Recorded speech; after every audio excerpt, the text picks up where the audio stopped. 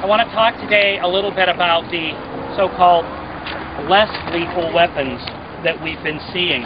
These are classified as less lethal weapons because they are in fact lethal. There have been tens of cases since the 1970s of people being killed by these weapons.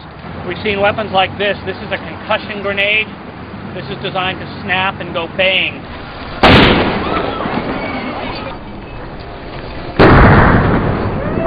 Oh, God. To scare crowds and whatnot.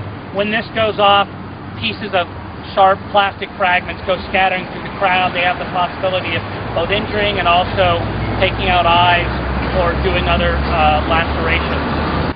If you want to look at this, this is a round that was fired. It contains pepper. It's designed to both maim and also incapacitate.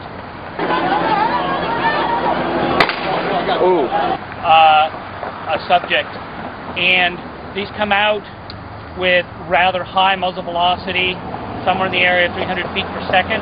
They impact with a person, they cut them, they mark them, and they also incapacitate them with pepper. These are fired from a grenade launcher. They go up into the air, they come down and release tear gas that's in an oil-based propellant.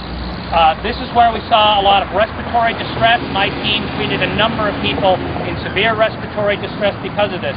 In addition, you have blunt trauma that can be caused by this when these impact on people's heads, shoulders, arms, hands.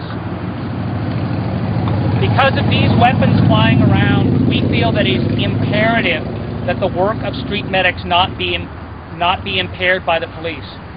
We are not here to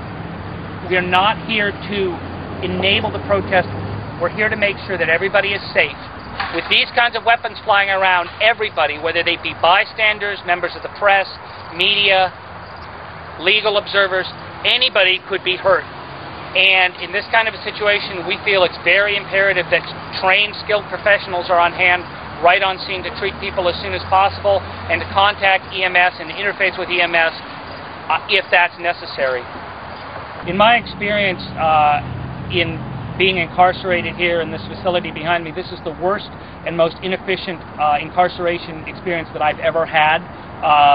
The jailers were totally inept, the police were unprofessional, and in general people were treated very badly. We had people with misdemeanors locked up for 23 hours a day in their cells.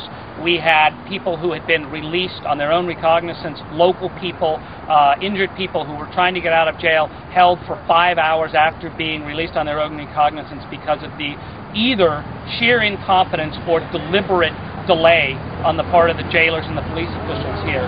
And I think the actions of the police in many cases exacerbated the situation.